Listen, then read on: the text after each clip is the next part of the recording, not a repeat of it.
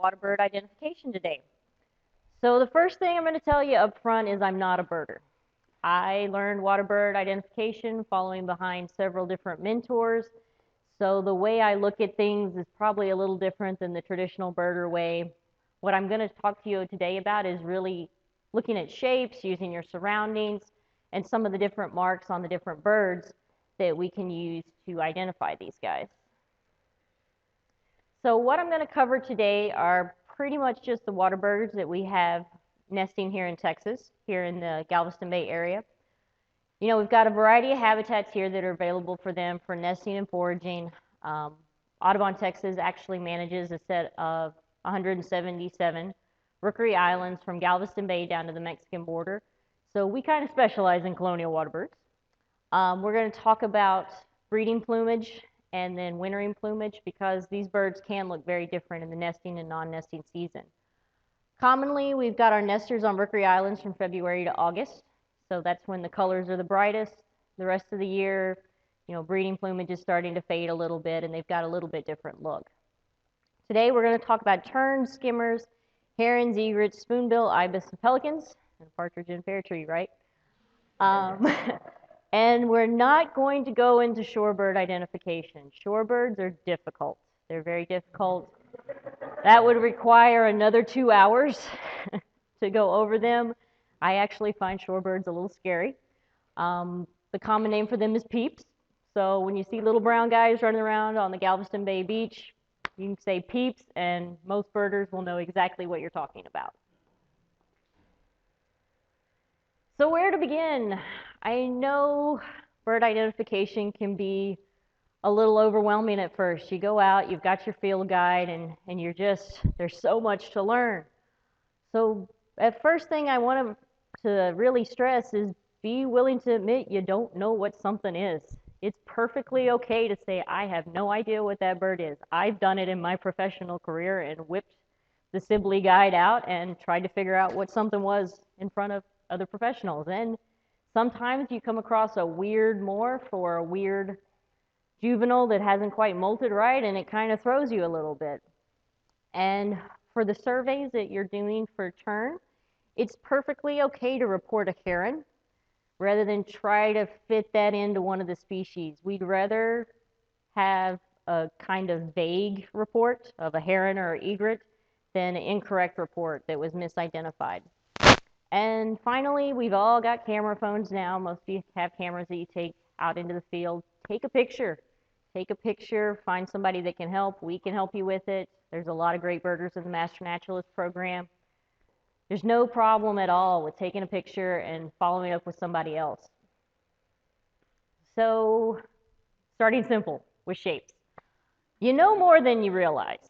You know, people go outside, oh, there's all these brown and white birds. I don't know. Those are all hoofed mammals, right? We can identify every one of those just from their shape, correct? Horse, cow, deer, right? So birding is not that different. You guys can probably identify these. What's first guy? Second guy? The one on the end? Right. You don't need colors. You don't need marks. You can at least get it down to those basic categories. The other thing you can do is start to realize what sizes look like. This is a lovely picture by Scott Buckle of North Deer Island. And I love this picture because it's got so much going on. You've got little tricolored heron right in front of a great egret. And there's a white ibis right there. So you can really see that size differentiation. You know, the great blues hanging out on the side. You can really see that the spoonbill, how he kind of fits into the scale. So start thinking about sizes. Start grouping things into sizes. I've given you a chart that we're about to go over in a second, where I kind of group them into large waders, medium waders, and small. The other thing is use your surroundings. So this is a picture from Rollover Pass, the rookery this year. And let's say I had no idea what that little white guy with the smiley face was. I see great egrets in the background. Pretty good sized bird. But this white guy is standing beside that tricolor. And I know a tricolor is kind of a small guy. And I know that a snowy egret is pretty much the same size as a tricolor. So use your surroundings. Try to put things against birds that you know. Just a few basic birding tips. Become a note taker. Write down what color that bill was. If you saw any really distinct markings, what color were the legs? You know, did it have breeding plumage? Learn a little bit about bird anatomy. We're not all going to become experts overnight, but be able to say, you know, it was the tail, it was the primary feathers, the throat was this color, a few of the terms like that. Learn to judge size and shape, which we've already talked about, and study behavior. My favorite example of this is a reddish egret, and reddish egret come in dark morphs and white morphs. But reddish egret have a really spastic way of hunting. They're incredibly fun to watch. And there's a lot of bouncing around, and they look like they've just lost their minds. That behavior, when I see it, I don't really even have to look at that bird too closely to say, you know what, probably a reddish. Double check it with the binoculars. Yep, that's a reddish egret. Be aware of variations. The color morph thing is a good example. You know, reddish egret can come in a dark morph or a white morph. And then, you know, terns are especially notorious for varying shades of plumage. They go from breeding plumage to their wintering plumage, and there's all these little variations in between. So be aware that things change throughout the year. It's not always going to look like the photograph that I show you. And then learn about local habitats. You know, sometimes you will see a zebra. Sometimes there will be an incredibly rare bird out there, but kind of learn what's normal. Be aware of the zebras. Don't always go hunting for them. So today we're going to talk about some broad groups. And like I said, I'm really going to focus on the birds that we have nesting here in Texas. Talk about the waders. I've grouped the cormorants and the anhinga together. Terns, skimmers, and gulls we're going to go over, and pelicans. So a really good resource that I like that's available is the allaboutbirds.org guide. And this is put up by Cornell. And it's a great online resource. They've got information on identification. They show you similar species, juveniles. There's information on the life history. If you want to know how long a bird incubates, that information is on here. There's sound, so you can play the audio clip if you're trying to figure out a tern call or something like that. And then they have videos on some. So very cool resource. And I also have this at the end of the presentation, so don't worry about scribbling it down now. So going to talk about that flow chart I gave you. And this is kind of how I organize things in my mind.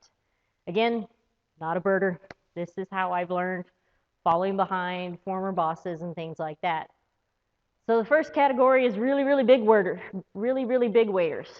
So if it's really, really big and it's white, it's likely a great egret. If it's really, really big and bluish, it's probably a great blue heron, except when you're in Florida. There is a white morph of the great blue heron in Florida, but we're not going to see that over here as much. It is possible, and there is some debate over the morph status. So the medium size gets a little more complicated. Medium sized, I'm calling my reddish and my ibis and spoonbill. I apologize, when we switched computers on this, the text kind of got weird. If it's got a straight bill and it's medium sized and it's white or reddish and blue, it's probably a reddish egret, and we'll talk about the morphs later. If it's got a crazy bill, if there is something very strange going on there, pink and a spoonbill, the Cajun flamingo, right? The roseate spoonbill. If it's curved and long, you've got your choice between ibis, ibi. If it's white, probably got a white ibis, but we will talk about juveniles in all these species. If it's got dark plumage, it could be a white-faced ibis or a glossy. And again, talk about juveniles, things get a little fuzzy. If it's a smaller bird, we've kind of got two categories here. The long-legged and long-necked, and the little short squatty body night herons. Long-legged and long-necked, white, we've got snowy egret or cattle egret, and we'll talk about the difference in those two. And if it's kind of a bluish color, you've got your choice between the tricolor and the little blue heron. Squatty body, short-legged. You'll see these guys a lot in roadside ditches, freshwater ponds, but also out on the islands we see them.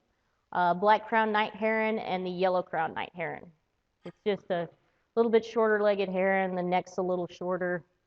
I've always loved the black crowned night heron because it kind of looks like a sold-up teenager, kind of hunched back. The head's like. So we'll start talking about them. So our large waders, we'll start there. The great blue heron. During breeding season, they get these gorgeous breeding plumes.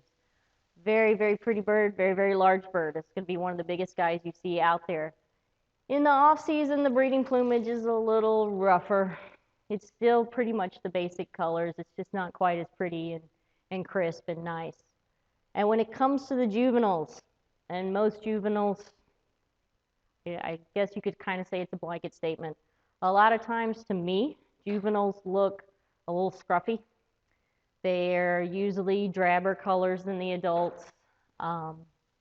It's really kind of a different look. You've got to get out there and see them quite a bit before you can kind of start to pick this up. But juvenile great blue, you know, you don't have the crisp striping on the head. It's not a bright white head. It's just kind of a different look, more drab overall. Great egret, about the size of a great blue. Again, the gorgeous breeding plumes during nesting season. That's why these guys were hunted very, very big in the millinery trade at the turn of the century. People wanted those plumes for hats. The great egrets get this really gorgeous green patch around their eye during nesting season. It's very, very bright, very, very vivid. And in the off season, it fades a bit. It's kind of a yellowy green. It's not as crisp. When it comes to juveniles in the greats, it's really, really hard to tell the difference. I was flipping through Sibley's to figure out what to tell you guys, and even Sibley is like, I don't know. It's hard. So again, this is where having a good bird guide, and I don't mean to be plugging Sibley, but this is my favorite. I do carry around multiple versions of this. And the thing I like about Sibley is he does have pages in the middle that shows all the terns together, all the egrets together. So you can see kind of a comparison to scale. So find a good bird guide that you like, become familiar with it. Sure. Mm-hmm. The juvenile is white. Mm-hmm. No, these guys are much, much bigger. Yes, the question was, you know, juvenile versus cattle egret or snowy egret. Yeah, they probably are the size of a cattle egret or a snowy egret when they're still in the nest, but you're probably not going to encounter them unless you're out on a rookery island. But the juveniles are pretty much adult size by the time they're out running around. Very good question. Our medium waders do love the reddish egret. They're just so darn entertaining. Reddish egret, species that's not doing quite so great. There's a lot of conservation concern for this species. A lot of efforts being done right now. Some very cool research out of Texas.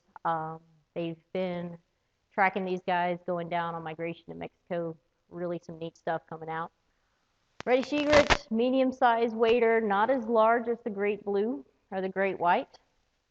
They've got this nice kind of bluish body, the reddish head, and the really striking feature that's going to help you identify the morph especially is this pink bill with a really crisp black tip.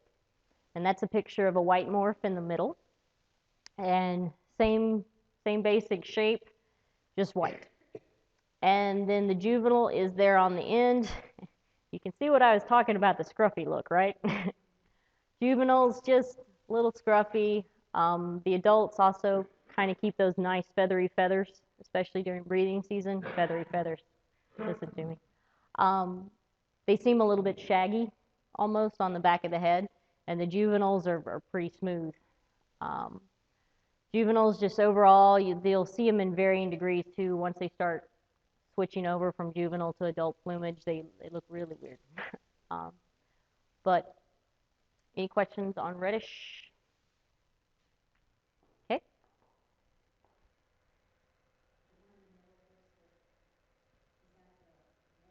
The one in the middle is the white morph, yes. So all the same species here.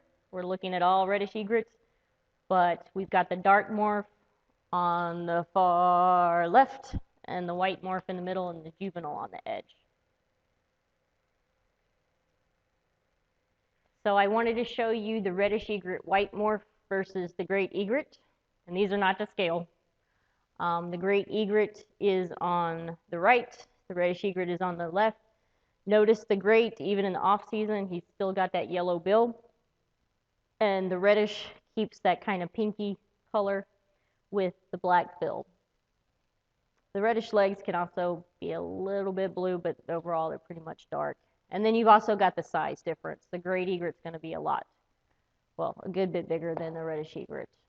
Not quite the difference in size as a snowy versus a great, but still a difference in size. Finding a white morph is pretty darn cool. So, and we do have quite a few around here. They do nest on North Deer Island. So you might come across these guys. Spoonbills, one of my favorites. So the spoonbill gets its coloration from its food, just like flamingos. So the more they eat, the pinker the plumage gets. So breeding season is the shot on the left. Bright, bright, bright pink. You'll see some gorgeous color then. The eye is very, very bright red. They almost look like a dinosaur to me. They'll get a little bit of green coloration around the eye during breeding season. The picture in the middle is kind of the off-season, wintering. I don't know if this guy's just having a bad day or he's a little windblown, but he's a little scruffy. The colors fade a little bit. They still keep that pink color because, again, it is related to diet, but it's just not as vivid and nice. And then the picture all the way to the right is a juvenile. Yes, there's a question in the back. Shrimp, little crustaceans, these guys actually feed a lot in freshwater. So any little, they do a filter feeding almost. They kind of wiggle their beak through the mud and muck and filter out all kinds of little goodies. So good question. And the juveniles just haven't accumulated enough of that color yet. They're going to be kind of drab.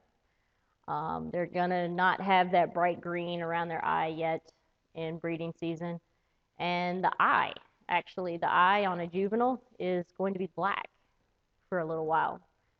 The adults end up with the red, juvies have the black. This question?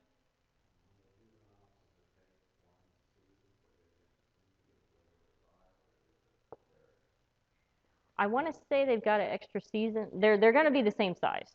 Most of these birds I'm showing you, the question was, will the juveniles be the same size, correct? Most of these birds, when you see them at the end of nesting season, they're almost exactly the same size as an adult. They might be a little smaller, but they're pretty much the same size. So these guys, you wouldn't be confusing them with, well, the pink guys, you wouldn't be confusing with anybody else, but they're not going to be, snowy egret size or anything. They're going to be almost the size of the adults. So yeah, juveniles, watch for the black eye. Adults, you're going to have the red eye, and depending on the breeding season, really bright colors. And of course, that awesome spoonbill. White ibis, another one of my favorites. I got my pictures out of order a little bit on this one. So the breeding season color is all the way to the right, and they turn this bright, bright red. And it's really gorgeous and really striking. When they fly over, you'll see black feathers on the underside as well. They've got a band of black feathers. In the off season, that color totally fades. They get a little scruffy looking. The bill is still reddish, kind of a pinky red. It's just not as bright and vivid.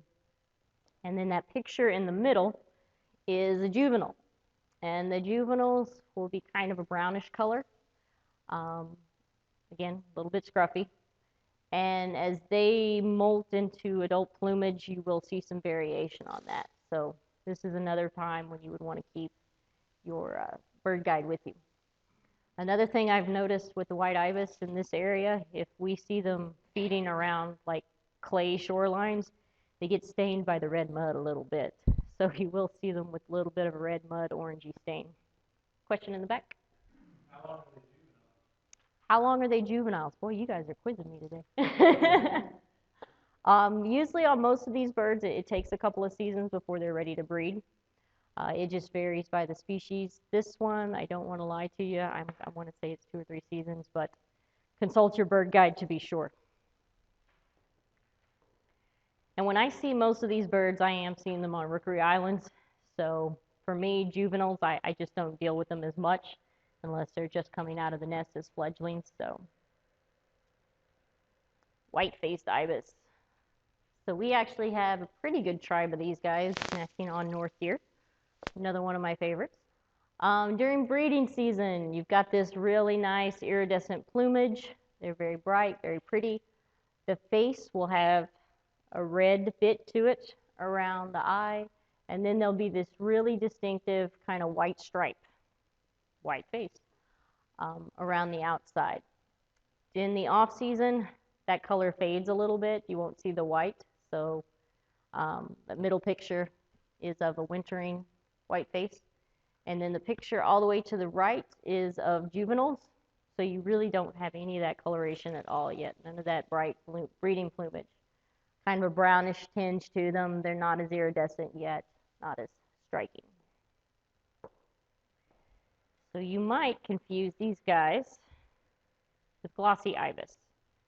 And I admit I have to look quite close at them. White-faced ibis tend to have a little bit thicker white stripe.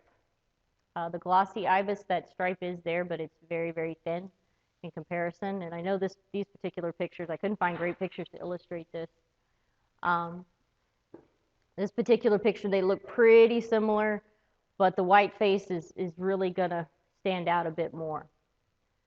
Glossy ibis, we do see some still over the border from Louisiana sometimes. There have been a few reports of them nesting in Texas.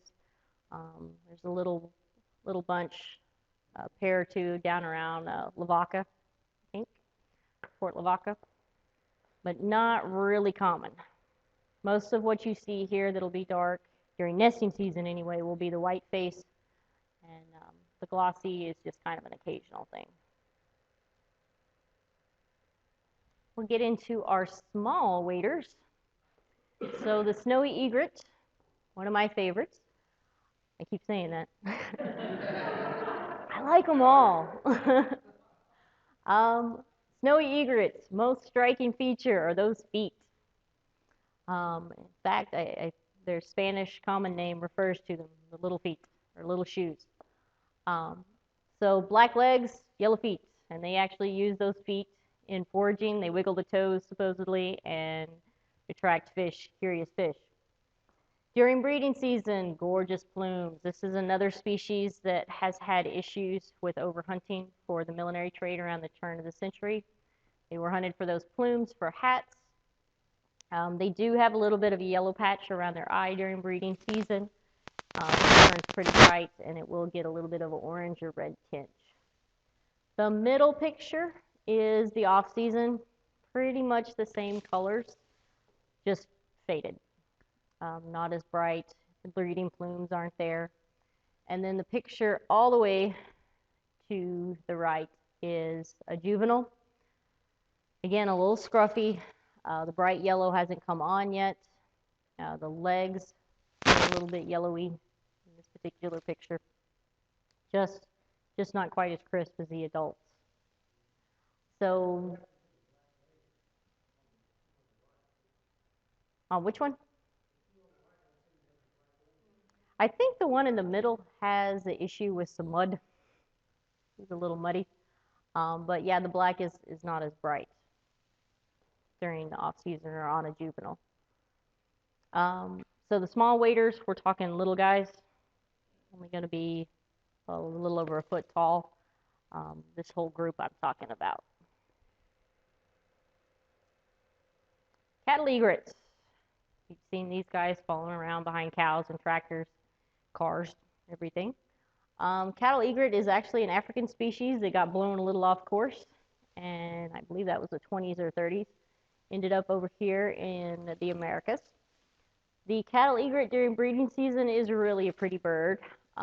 They're white in body, but they have these reddish plumes on the back of the head, on the chest, and they'll get them down the back of their back. The plumes are a little wispy. You've got the red legs on them. The bill is really cool colored during the breeding season. You've got the yellow tip, the red in the middle, and then some will get a reddish, almost a purpley look around the eye. In the off season, that's the middle picture, just kind of faded. Everything's yellow, kind of blah. What's cool about these guys is the juveniles actually keep a black bill for a little while. So that's how you can identify them from the adults. Now again, there are going to be variations as they go into adulthood. That bill's going to change color. So these guys, we do see them nesting on rookery islands, but common place for you to see them is going to be fields, edges of marshes, still, but commonly out in the fields. Tricoloreds. Tricolored herons are, again, a small bird, same size as a snowy and cattle egret on average. Tricoloreds, also known as Louisiana heron. Not sure why they changed it. Louisiana would probably like them to change it back. They do have these nice little wispy breeding plumes. You can see in the picture on the left, there are some breeding plumes hanging down the back. They're kind of a bluish color. There's some mottling of white along the neck. These guys, the only thing you would probably really confuse them with is the little blue heron, which we'll talk about in a minute. And really the thing to look for is the white mottling. The middle picture is the wintering season. Again, just kind of fading. The breeding plumage aren't there. They're pretty similar. And then the far right picture is a juvenile. So the juveniles kind of have that fuzzy look again, the scruffy look. They have a little bit of reddish on their head and their neck at the time. There can be a lot of variation in this though, but just look for the scruffy look, appearance of reddish. You can see the colors around the bill just aren't as bright yet.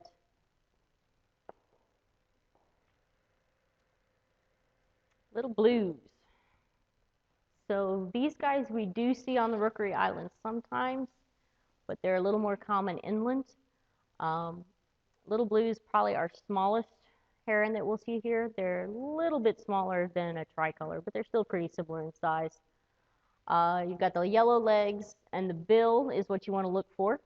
The bill is a bluish color with a black tip, and then the body is solid blue. So from a distance, you might have trouble with a little blue and a tricolor, but look for that white mottling on a tricolor, the feathers on the neck and the breast, and little blue should be solid. The picture on the right is a juvenile, and it's another cool species. Juveniles start out white, so you will see some kind of piebald look when the juveniles are switching over to their adult plumage, be a little spotted, but overall, pretty.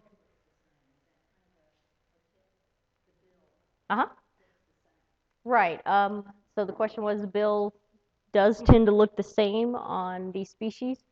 Yeah, the juveniles in total, you can kind of think the juveniles usually got the same silhouette as an adult.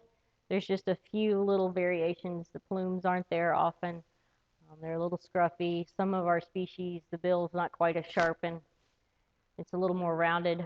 But generally, the juveniles are going to be the same shape. There's just going to be some color variation.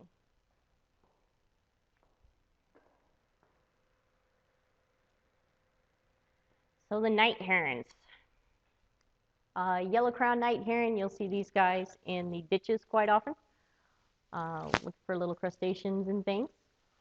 Yellow crown, it's got this, I kind of think of the zebra black with white stripes or white with black stripes, and you'll know why I'm bringing this up when I show you the black crown. The yellow crown has black head with the white stripe, and then they've got this nice little yellow stripe down the middle with the plume hanging off the back. The juveniles are where it gets tough with the night herons, and even I have to pull out the book and really study it sometimes. The juveniles in this species are brownish. There's a little bit of spotting, and I'm going to show you a comparison picture here in a minute between the two species. But it's really kind of a drab color overall. They're not as bright. The adults pretty much look the same whether it's breeding season or wintering. There's just kind of a brighter color during breeding season. So if the yellow crown was black with a white stripe, maybe the black crowns you could think of as white with black stripe. The head is a little more black. There is the black striping. There's not the stripe down the middle of the head like the yellow crown. Bill is black. These guys are the ones that I think really personify the hunched over teenager. Sold up a little bit, and that's, you'll see them hanging out on the edge of the water hunting like that. And the juvenile, not quite as spotted as the yellow crown, and the bill tends to be a little bit blunter. Here's those pictures together so you can see. So when you see the pictures together, the yellow crown adults and the black crown adults, pretty easy to tell apart. You just need to look for that head. The juveniles, that's where it gets tough. And again, this is one of those cases where if you weren't sure and you just wrote down, I saw a night heron, juvenile night heron, that's okay. The juvenile yellow crown is going to be a little bit sharper bill, a little bit spotted. The juvenile black crown on the far right is going to be a little less spotted, a little more rounder bill. But again, there's variations throughout the species. Whip your book out, and if nothing else, take a picture, bring it back, ask somebody for some help. Goes now. So these guys tend to hang out a little bit more towards the eastern side of our state.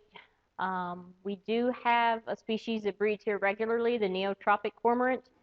Double-crested sometimes ease over the border from Louisiana, but we don't see them a whole lot except during winter. So typically these guys are characterized by being short-legged. They've got webbed feet, dark coloration. They're not a huge bird. They're kind of medium-sized. But they've got a really distinctive look. These are the ones that you'll see with their wings out, drying all the time. They always hang around the mosquito fleet in Galveston. I believe that's where that picture was taken, actually. So the neotropic versus double-crested cormorant is kind of a thing. The neotropic is on the left, and the double-crested is on the right. So we'll start by saying the double-crested is bigger. It's a little bit bigger than the neotropic, so if you happen to see them together, it's pretty easy to say, oh, you're A and you're B. The double-crested, the one on the right. The neotropic is a little bit smaller bird. We see them here a lot. During breeding season, the neotropic gets a little bit of a white line around the mouth, kind of a smile. And the double-crested gets these awesome little crests, these pretty fun little feathers. Now, I swear, when I see them out in the field, it's never quite that obvious. So do take that into consideration. In the off-season, this bottom right picture is a neotropic in the off-season. You know, he's kind of lost that white smile, but it's still there a little bit. It's just fainter. And then the picture right beside that is the juvenile of the double-crested, just brown. And brown coloration, the eye is not quite as bright. Both of these birds have a very bright green eye when they're adults. Very, very pretty. When we're talking about the double-crested, so the double-crested picture, the guy with the wings almost, that is him in the off-season on the post farthest to the left. And then the one right beside that is a juvenile sitting on a post. So the juvenile of the double-crested tends to have a little bit more white, a little bit more of a lighter, buffy color. I don't know if you'd call that white. It's lighter coloration on the breast. Does the neotropic get white on the breast was the question. You can see it's kind of a tan color on this juvenile, but I wouldn't call it as white. I do like that picture of the double-crested juvenile, this one right here, because you can see a little bit more light coloration.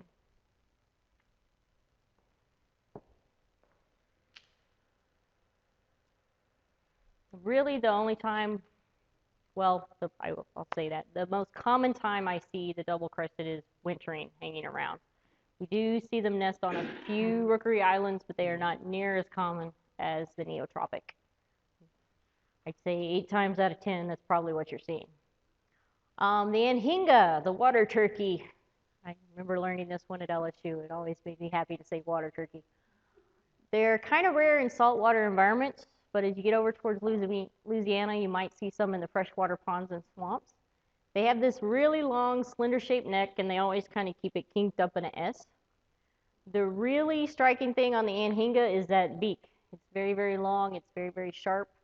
And then the other thing you can look for is this white coloration on the feathers on the wings, especially when they're spread out. That's not just being wet or dry. There's the comparison of the cormorant with the anhinga. So you can see the cormorant's really got that hooked bill. It's shorter, it's a little thicker. The anhinga's got that long, almost like a pencil sticking out bill. Different color eye. The cormorant does not have any white on the feathers. Anhinga's not that common, but you might come across them, especially if you're over near the Louisiana border. So now I'm going to talk about terns, skimmers, and gulls. These guys, short-legged, not going to have any skyscraper types like the waders and the herons and egrets. Little squatty bodies, but when you see them in the air, they look like little fighter jets. This is a very gorgeous aerodynamic bird in the air. Really, really cool to watch them fly and fish. They do have bills designed for diving and fishing. These guys are very good at what they, well, I think they're very good at what they do. They probably think they could be better. The skimmers especially, we'll talk about that beak in a little bit. Very, very specially designed bills. Juvenile terns from that breeding season. Right at the end of breeding season, let's say July, August, you'll start to see fledglings on some of these species, and they'll usually be tinged with a little bit of brown. Now that does fade. So this is, when we talk about terns, this is where you really want to keep your bird guide. There's a lot of color variation. When they first fledge, they've got that brown coloration still because they're trying to keep that camouflage. But then that fades pretty quickly, and a wintering juvenile and a wintering adult can be kind of tough.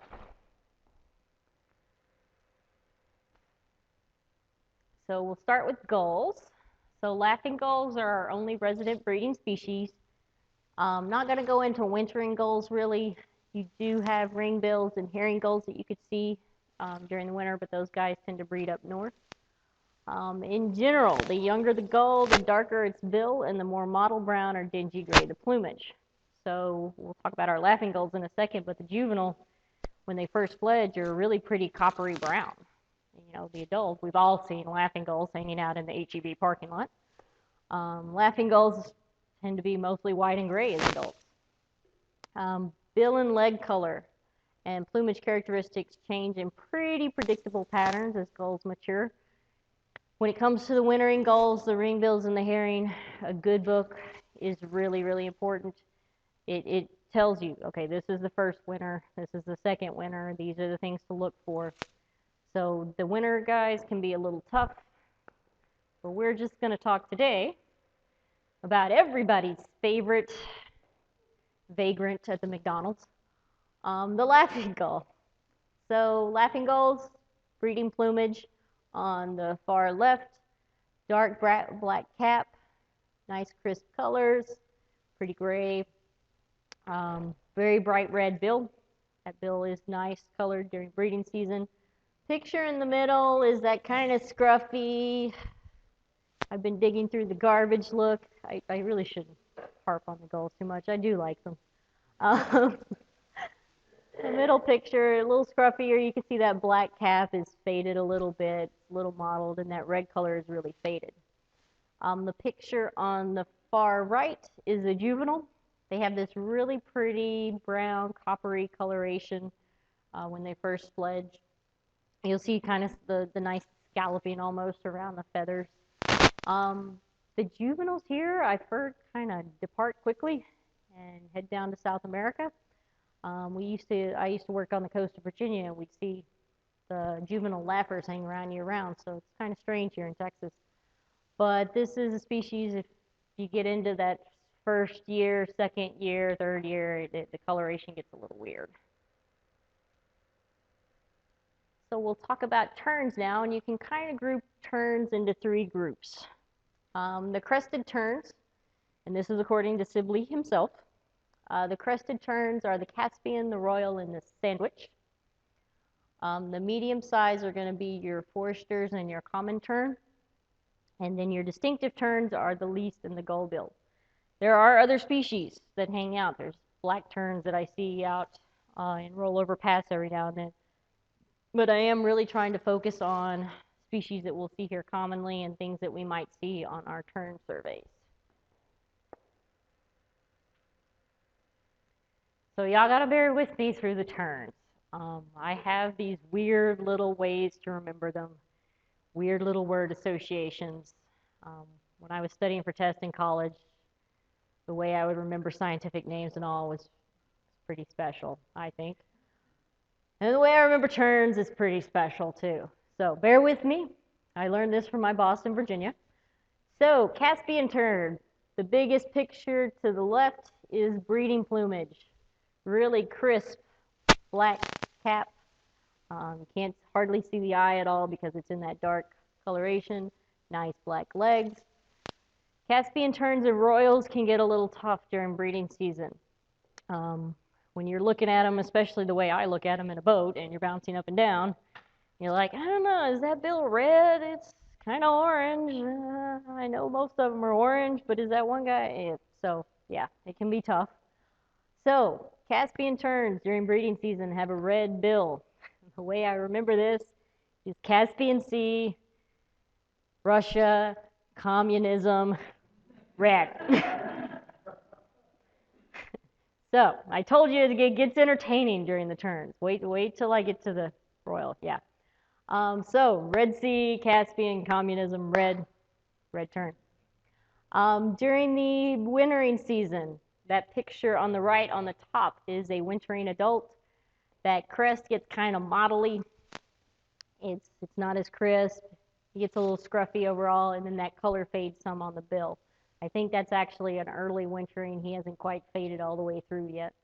And then the bottom right picture is a juvenile. Remember I was telling you about the brown coloration that you'll see on the juvies, especially after nesting season. So he is probably a first-year bird. He's just left the nest, probably still begging from mom or dad. I love it when you Google search for tern juvenile pictures. Most of the ones that look like this guy on the bottom that are brown, the picture is of the bird with the mouth wide open, begging from an adult. He's doing his little cute feed me pose.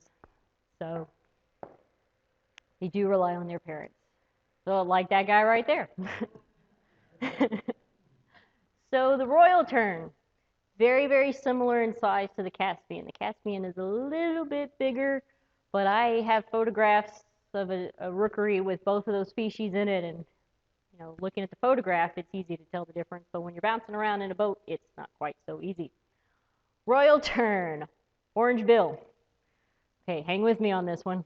So orange bill, Duke of Orange, British royalty, royal. Black cap again, black legs. In the off season, I love royal terns in the wintering season because they kind of look like little old men that have like a toilet bowl haircut. He's got the bald crown almost, and he looks like he's just got a little bit of hair hanging around the ears. So it's really, and when you look at the royal tern, so, you know, visualize that wintering versus the wintering of the Caspian. Pretty distinct. Caspian keeps a little bit more black on him than the royal does. And then that bottom right picture is a royal. fledgling, probably young of that year, and that is the typical pose that you see them in. Feed me, mom, please, I'm hungry. Again, a little bit of brown, a little bit of dark coloration. You can see on the adults that the feathers at the back stay pretty gray, but on the juvies you still have a bit of that dark coloration. Sandwich tern. I think the sandwich tern is the first one I learned because he's got a black bill with a dot of mayo on the tip. So black, he's got that little tip that is yellowy, white. You can think of it as mustard or mayo. Sandwich, makes sense to me. The picture on the left is, again, breeding plumage. They've got a really striking black cap. Probably not quite, they do get a crest, like the Royals and the Caspians, but not quite as big. Really, really pretty bird. Not quite as big as the Royal or the Caspian. Just slightly down in size, but still bigger than the other terns that we're going to talk about. I kind of did these in order of size. That picture on the right is a juvenile right beside a wintering adult. The wintering adult is the one farthest to the right. The juvenile is the one that's in the background. So you can see the adult's got a little bit of that faded old man haircut thing going on too. They do kind of keep almost a triangle shape behind the eye, the wedge of the older feathers. And the juveniles, you know, a little scruffier looking. The bill's not got the crisp coloration yet. It's still got some variation in it. It doesn't have that nice dollop of mayo on the tip.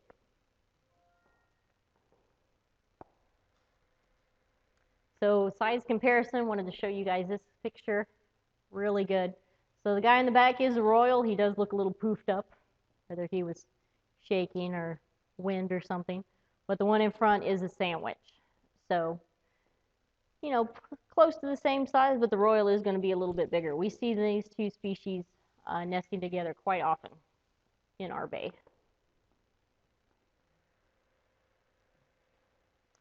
So the medium terns, a little bit smaller than those three we just talked about. And we have the foresters. You're going to see the foresters out in the marshes a lot. These are not really open water species. They're going to be up in the estuaries, the edges of the bays. You know, the bigger terns you'll see out foraging off the edges of Galveston Beach, things like that. Foresters, they actually nest in the marshes. So when we go to do nest surveys, sometimes we come across a group unexpectedly and all these little heads pop up. It's really cute. Breeding season is going to be the picture on the left. So they've got this orange coloration.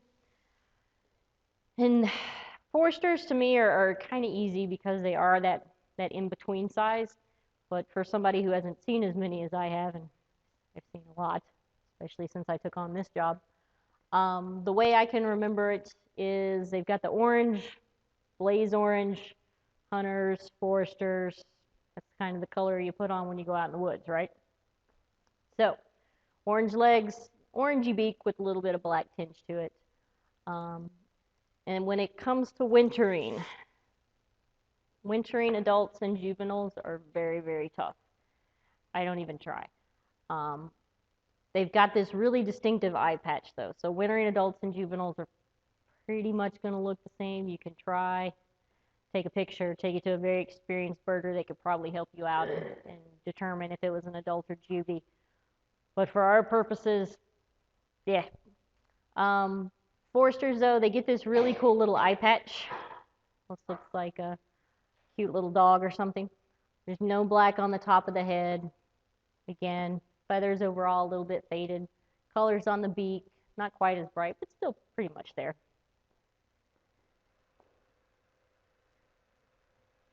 The only thing you probably would have trouble with of foresters is a common tern. The common tern does not breed here, but they do winter here. And you know, common terns and forester terns, when they're on the wing, pretty hard to tell apart.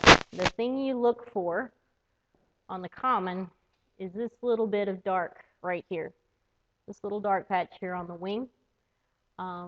Depending on the time of year, you know, that eye patch and that dark coloration on the top of the Foresters. If a Foresters is still losing their dark coloration, it might look similar on the top, but typically the commons end up with kind of that black stripe, whereas the Foresters are more like a pirate. You got the little eye patch.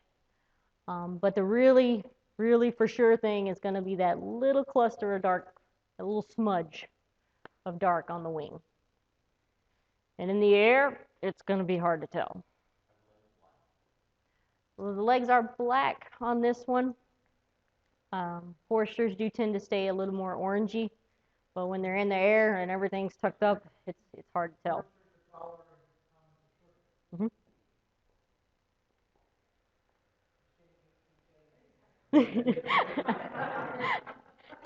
So when you're in the field, ask them politely, please. Can you guys stand in order? All right, I keep saying that. I really like these guys. So leasties, least terns, leasties are wee little beasties. These are little bitty terns, almost plover in size. They're very spunky for their size. We had a colony of these on Surfside Beach. I think it was 2012. Yeah, the summer of 2012. And we had some issues with people driving through their colony because Surfside Beach is open to the public. But these guys, they'll take on anything. They're like truck, four-wheeler, you need to back off. So least terns, the easiest thing to tell on them is size. Little bitty guy, very spunky, but they do kind of have this nice little eye stripe and the black cap. I don't know if you'd call that like a Zorro mask almost. Nah. In the off season, that picture on the right up is an adult farthest to the right and kind of some juvies it looks like. You know, things fade a little bit, but the modeling is still there. You can still see the basic colors. The beak fades a little bit. The beak is kind of a bright orangey yellow during breeding season. And then the bottom picture is a stinking cute, adorable least tern that has just fledged probably, or probably just about to fledge, looking at his bands. Again, brown coloration on those kids right after nesting season, but that fades pretty quickly. So juvies can be hard to tell. Biggest thing on least terns, wee little beastie.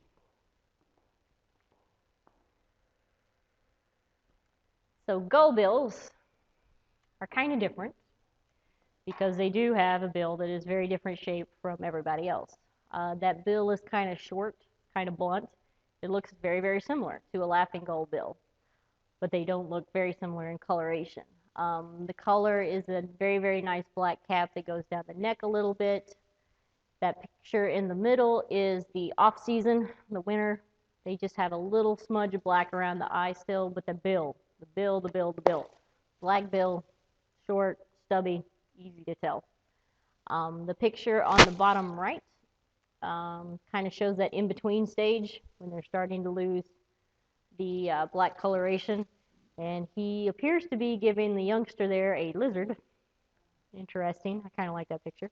But that is a picture of a gold-billed chick, probably recently fledged or getting ready to fledge. Again, brown coloration. These guys in size are pretty similar to a Forester. They're not as small as a leastie, but kind of that medium category.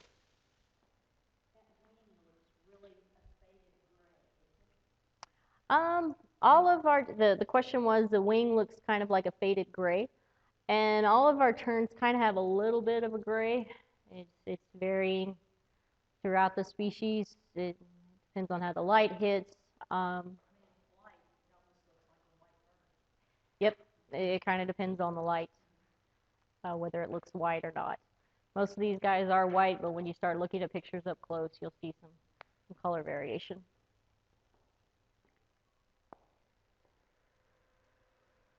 Black skimmers. So, very distinctive.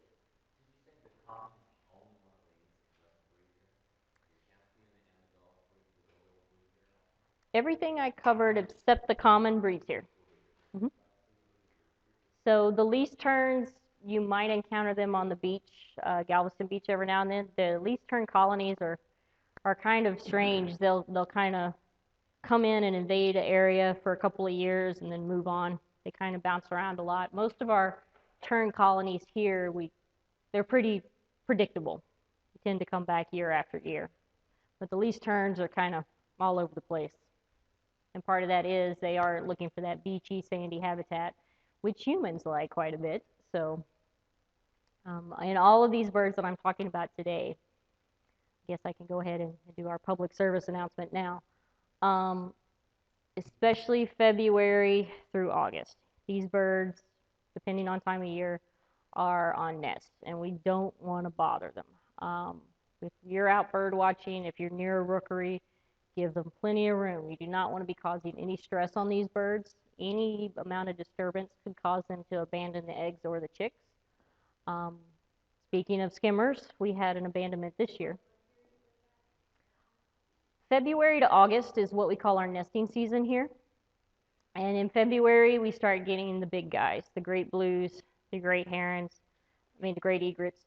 The pellies come in shortly after. The terns tend to roll in about into March, April. So if you do see a large grouping of these birds, especially during the summertime, give them their space. If anybody starts freaking out and getting in the air and vocalizing, you need to back off. Speaking of skimmers, we had an incident this year on Struve-Lucy Island in Galveston Bay. A guy came out in the middle of a skimmer colony, looked like he had a dog with him. We just saw tracks in the aftermath, and he wandered around, and the birds interpreted him as a predator. They abandoned the colony. So all these skimmer eggs were left on the ground. We came back to broken eggshells where the predators had gotten at them. There were a bunch of foresters' terns on the island, and there were dead foresters' chicks everywhere. It was heartbreaking. So if you do observe these guys during the nesting season and you are near a rookery island, you need to make sure that you're giving them enough space. And if you're in doubt, back it up a little bit more. The tagline that we've been using is fish, swim, and play from 50 yards away. We've been telling that to recreational boaters and wade fishermen. We're starting to get more and more of our rookery islands marked with a yellow sign on the Texas coast, but those are expensive, so we're getting to it a little bit at a time. So yeah, that's my soapbox for the moment. February to August, into August is our breeding season here. And depending on the species, they float in at different times. Everybody kind of rotates in and out. The great blues will actually be fledging chicks about the time some of them are getting started, some of the other species. So black skimmers, really, really distinctive bill. The top side is a little shorter than the bottom, and they'll actually skim the top of the water. And that bottom bill is very, very sensitive. As it skims through the water and they feel a fish, it'll automatically clomp down on the prey. So these guys are really fun to watch. Pretty hard to mistake these guys for anybody else.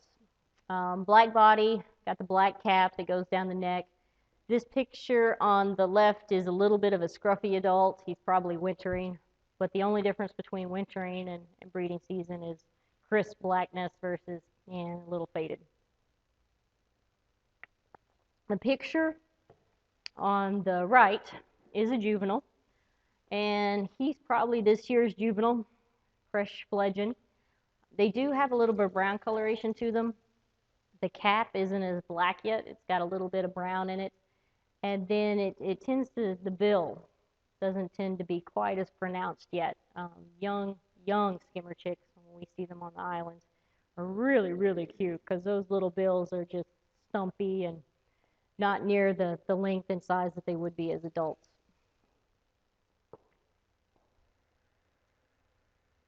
Pellies. So pellies, again, pretty distinctive. Everybody knows what a pelican looks like. Short-legged, webbed feet, squatty bodies. We've got two species that we regularly see here in Texas. This is a brown pelican from down at Galveston. So we'll talk about the brown pellies. This picture on the left is breeding plumage, and it's not quite as bright on the projector as as it would be. In breeding season, those heads are bright, bright yellow almost. The eyes got a little bit of a red coloration around it. Some of our pelicans get a little bit of a red pouch. The red pouch is really a West Coast thing. The brown pellies from the West Coast. There's some red pouches in Florida. But for some reason, we've started seeing red-pouched pelicans around Sundown Island in Matagorda Bay. And we think it was when we were trying to get the brown pelican population going again, some birds were brought over from other parts of the U.S. to help establish the population. So you could see a red pouch sometimes during breeding season. They're really pretty.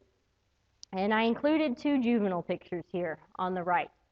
So the one on the top is a juvenile who's probably in his 2nd year or so. He's been around a little while, but he's not quite ready to breed. Brown coloration, no real colors around the head. It's kind of a brown drab guy. The picture on the bottom is a recent fledgling. They look very similar to this when they're still sitting in the nest. It has that white chest, little bit of white on the neck. Just a brighter color overall, and that fades. They will look like this brown bird on top for a couple of years before they're ready to breed. So the one on the bottom, you'll really only see into the summer. They start to change pretty quickly. The only other pelly we have here is the white pelican. We do have a few small colonies in South Texas. And when I say a few, I think it's 2. So white pelicans really don't breed here. Most of them do breed up around the Great Lakes, and I believe there's some in Mexico. You will see these guys in winter. We saw our first flock flying in the other day when we were doing a survey up in Seabrook at Pine Gully Park. So white pelicans, big white bird. Big white pelican. They do get a little bit of coloration around their beak as they're getting ready for breeding season, and I didn't get a great picture of it. But as they get ready to breed, they also have this little, what's the word I'm looking for, Scott? That hump. There's this little hump, looks like an upside down U that sits on top of their bill, and I can't remember the exact scientific name for it at this time.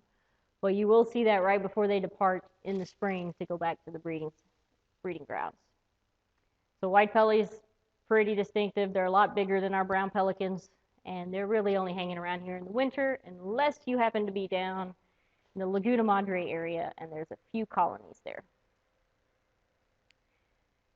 So that's the water birds I'm covering today. When it comes to shorebirds, I find shorebirds terrifying. I'm getting better. There are some that are very easy, like the American oyster catcher and the willet. They're a bigger shorebird. Well, when it comes to the little sandpipers and things, man, everybody looks very, very similar. And in my experience, they all stand with their rump to you, like this picture, and you have no idea who they are. Very, very subtle differences. That is a talk for another time. I myself am not comfortable presenting on shorebirds. We'll get an expert in, and we can cover that. For now, if you're doing a survey, it is totally okay to say, peeps. I saw 15 peeps. Now, there are some cool variations in this group. The red knots, there's a lot of banded red knots. So I personally love finding a banded bird that I can read the field readable band on. I love reporting those. It's just cool to see the history and find out where that animal came from. So you will see some bands on the shorebirds, red knots especially. They've got bands, a little flag that sticks out. Reading bands on shorebirds is really tough. I swear they all act like they're on a sugar high. It's like little kids bouncing off the walls. So you're trying to read this band, and this bird is just like spazzing out and bouncing around in the middle of a bunch of other birds who are bouncing around and spazzing out. So reading bands on these guys is tough. Identification is tough, but they are a really cool group. And we will learn about that on another day. Any of them breed here? We do have some plover species that breed here. Wilson's plover, snowy. But for the most part, we do see them wintering piping plover, things like that are just coming through. The sanderlings are just coming through. So now we do have American oystercatcher and willets breeding here, but those, I mean, technically they're in the shorebird group, but to me they're pretty distinctive. And I do believe we're having Sue Heath come talk next month about her American oystercatcher project, and she's going to talk about bird banding and reading bird bands. So there's a plug for next month. Should be a cool talk. So in summary, breeding season. And this is one of those pictures I was telling you about. I know I've got Royals and Caspians in here, but if you start to look through, you start to see these subtle variations in color. Breeding season, brighter colors on adults. If they look scruffy and drab and it's the end of the summer, it's probably a juvenile. And then always, always, always pay attention to legs and bills. Take notes, write things down, take a picture if you're unsure. So, as you go forth, find a good bird guide. I never get pictures like that. Scott, you need to start working on. I want a picture of a reddish egret looking at me. I find the best way to learn is to go with an experienced birder. I learned best following around behind my mentor in Virginia, and she'd say, look at that. That is a royal tern beside a Caspian. Tell me what the differences are. So they can teach you the tricks, you know, their tips, things like that. Carry a camera. We all have a camera now. And don't get frustrated. It's totally okay to say, I don't know what that bird was. Get a picture and we will figure it out. So here's a couple of resources. We do have an online bird guide on the National Audubon Society website. And it's pretty good. I actually use it every now and then. And then the Cornell Lab of Ornithology, that picture I showed you earlier, the All About Birds. And both of these sites have information on bird watching, you know, training, to be a bird watcher. They've tons of resources. And then finally, I leave you with, you can wait, the birds will come. You'll get all this eventually. Don't get frustrated. It's a lot of information I just threw at you, but you can get it.